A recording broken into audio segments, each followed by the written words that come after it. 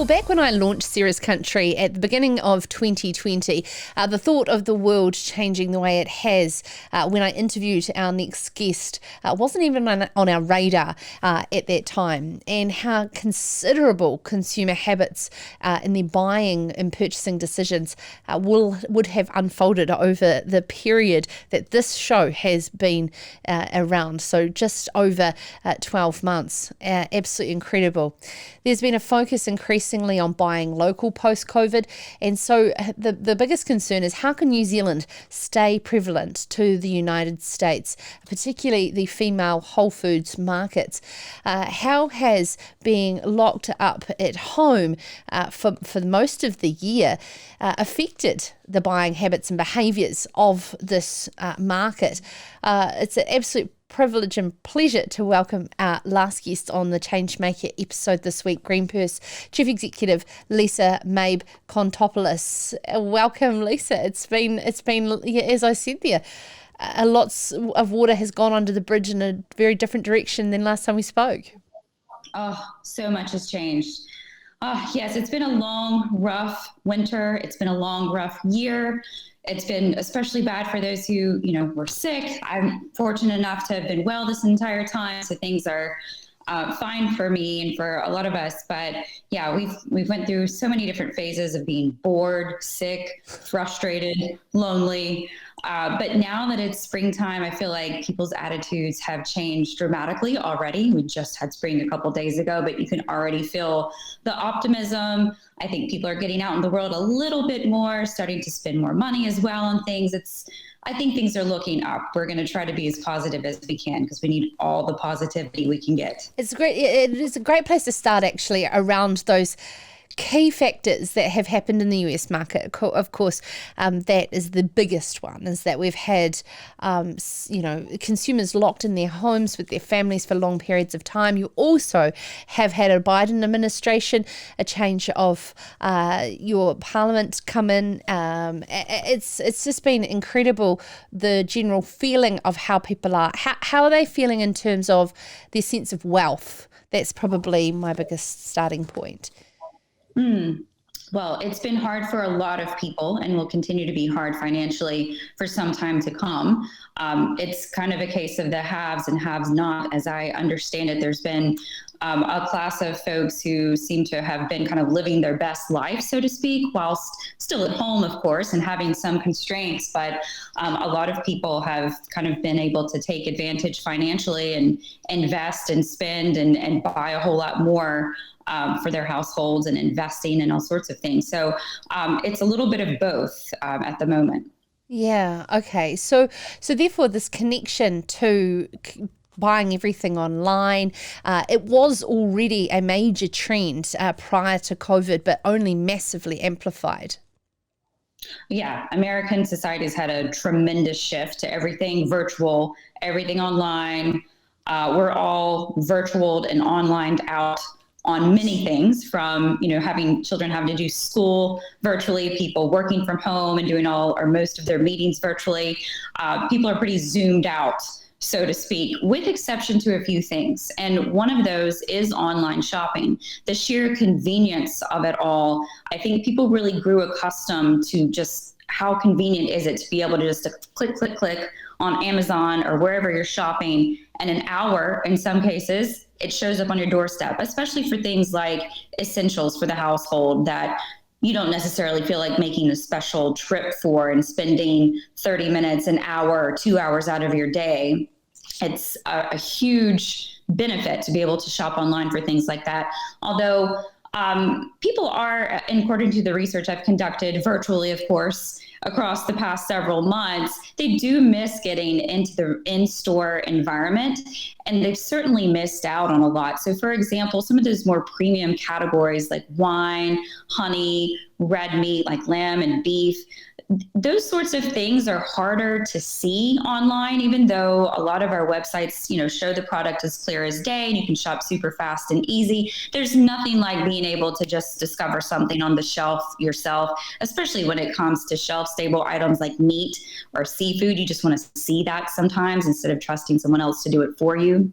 And you'll oftentimes forget about some of the seasonal or new or perhaps new to you sorts of products that you would only really discover inside of a store, like at a, like seasonal end cap, for example. Right now, we've got a lot of spring things in stores. I actually just went to Whole Foods Market today in person. I've been going this whole entire time, just fewer shops than normal, but I took my daughter, who's 4 years old, to the grocery store for the first time in over 1 year. And that was a big event. I mean, it was exciting. Yeah, absolutely. And so you're wanting to take time to savor every aisle, I can imagine.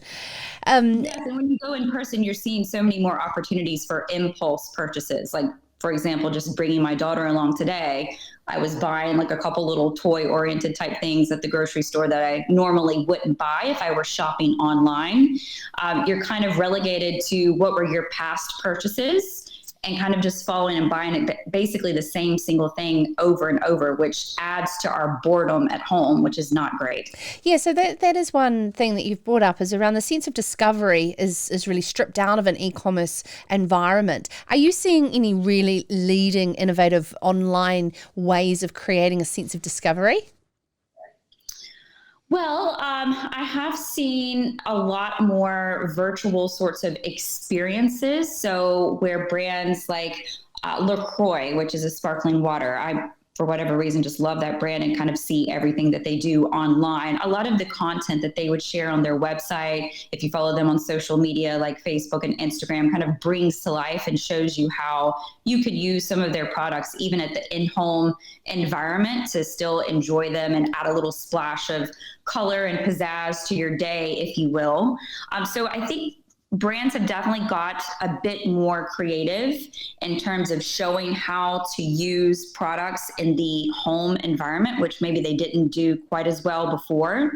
And that's super smart, always, really, because a lot of times, especially food and fiber type products are used in the home environment. But now, when you're really trapped, or have been trapped, I should say, for the past year, that's especially relevant. And trying to incorporate ways to make a new tradition at home, for example. I know a lot of people have told me in some of my virtual interviews that as a result of being chained to their desk all day long, stuck on Zoom call after Zoom call, they have like a little snack tray or a little snack area by their desk. I actually have one. I call it my protein section, and it's all it is beef jerky or other sorts of meat jerkies at my desk, because if you're just stuck call after call and you're starving and you don't have time to eat a proper meal, at least you have that.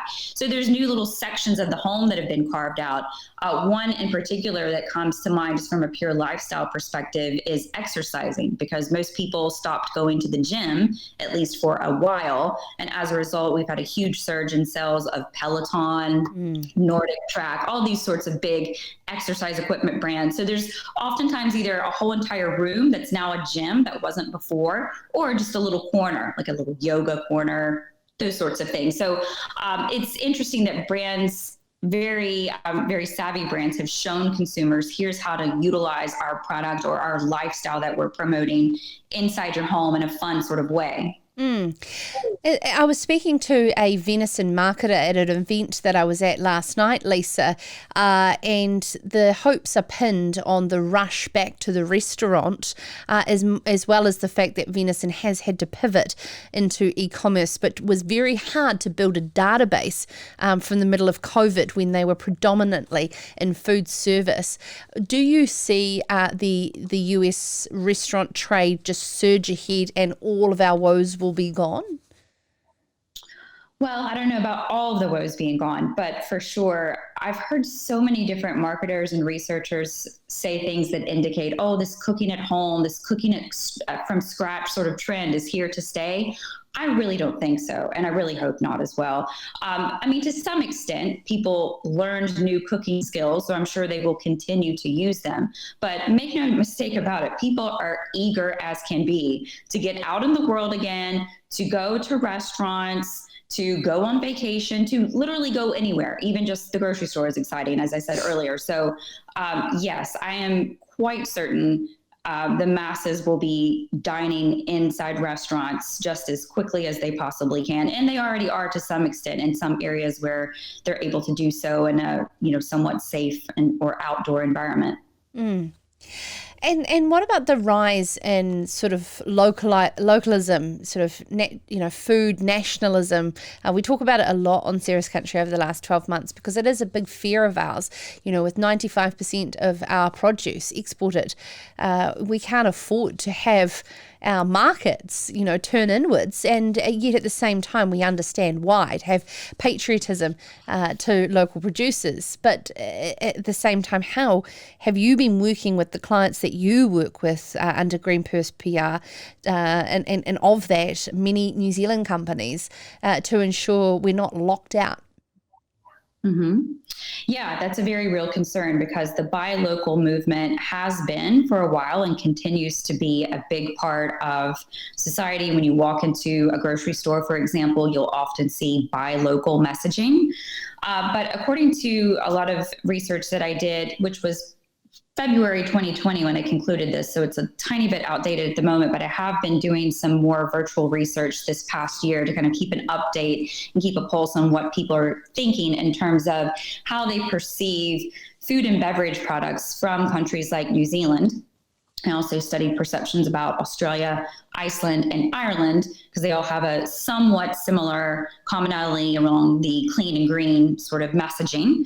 But yeah, there is still a hunger for the best quality foods, no matter where it happens to come from. And there seems to be a distinct understanding in certain categories, especially more shelf-stable categories like wine or honey or supplements and vitamins, for example, which is something that's a huge interest right now amongst Americans as they're trying to boost immunity and stay as healthy as possible to stave away the virus. They tend to care a little bit less about country of origin. In many cases, don't even bother to look at it at all. We know that products come from all over the world. It's not a shock that, when you look on the back of something, it says made in, various countries all over the place. But when it comes to New Zealand, I have asked specifically, now we're not quite post-pandemic, I suppose, but we are mostly post-lockdown, I suppose you could say, hopefully. How have your behaviors or perceptions or opinions changed perhaps in terms of buying local versus buying foreign, as I say affectionately? And most people that I've spoken with, although they are keen to support local businesses, I think they're thinking of local more in terms of kind of helping save their local restaurants that they know and love. That's what seems to come to mind when they think of food and drink, and local is more food service, which is good, especially good for, producers from New Zealand who are selling things like wine and honey and dairy and red meat.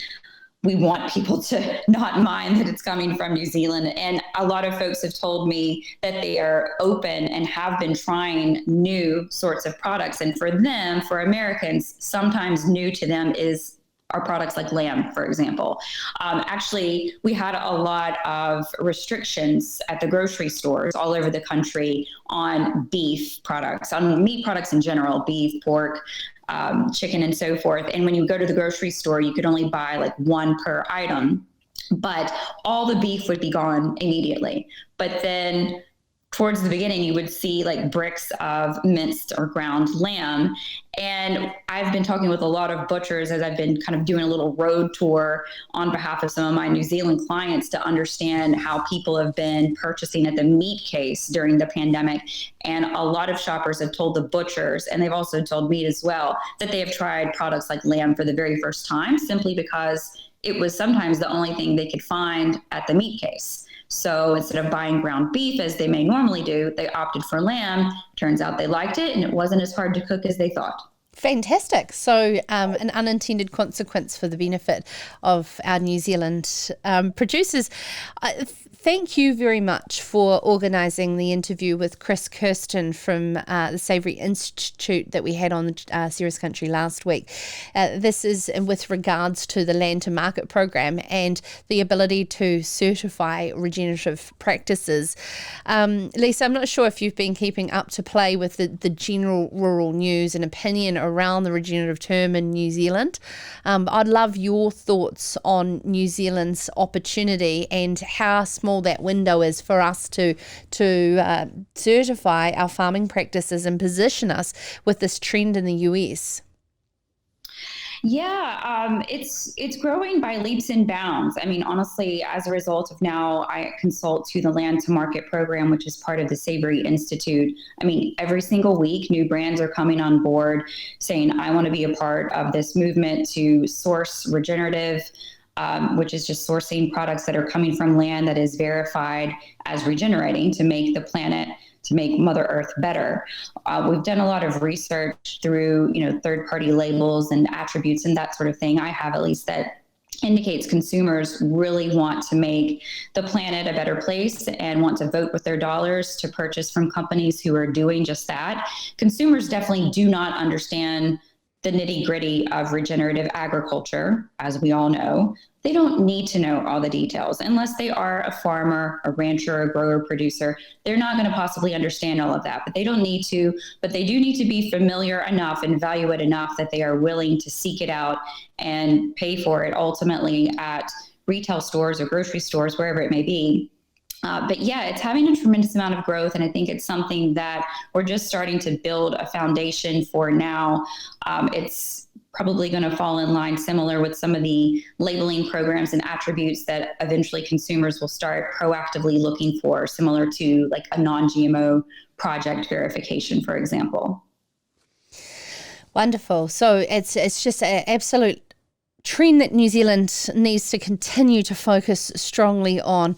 What would be any closing messages you'd want to send to New Zealand producers on the direction of any trends you're seeing over the next 12 to 18 months? Well, I know that New Zealand has a lot of special products and stories to offer the world, especially the American market. I would encourage New Zealand brands to try to incorporate its lifestyle into its brand messaging, because people, here have been stuck on their couch for a year. They haven't been able to travel. And for those more health conscious foodies who also consider themselves jet setters, globetrotters, whatever you want to call them, folks who actually get out and travel the world, which are a considerable amount of, New Zealand is very, very high on their list. And just as soon as we can all get well and travel again, I'm sure they'll be heading over your way pretty soon. But in terms of, just the general market here in the US, whether they ever get to travel to New Zealand or not, selling the New Zealand lifestyle of pure, clean, and green, I love that message. It's so uplifting and encouraging. The folks down in New Zealand are absolutely beautiful and have lovely personalities. It's something that we need a healthy dose of right now. I think of that especially for food and fiber products that have kind of a health story to tell, because we're all a bit on a health kick at the moment, trying to stay healthy or get healthier so that we can remain well as long as possible. Yeah, fantastic messages. Thank you so much for joining us, Lisa, and we hope the year ahead for you is one that hasn't been anything similar to the last. 2021 is going to be much better than 2020. It's guaranteed. Thank you so much, Lisa Mabe-Konstantopoulos there from Green Purse PR, based in Maryland in the US, representing a number of New Zealand brands, including Atkins Ranch Lamb, as well as many others from around the world. She's absolutely fantastic. And as I said, one of my very early podcast episodes when I launched Sarah's Country. So it's a privilege to catch up with her again. Oh, nice boots. Yeah, thanks. They're new. Ben, you alright? Oh, yeah, sorry, mate. Just meerkatting pretty hard, eh?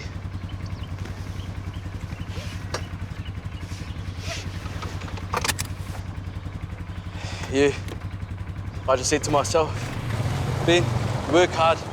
You deserve new boots.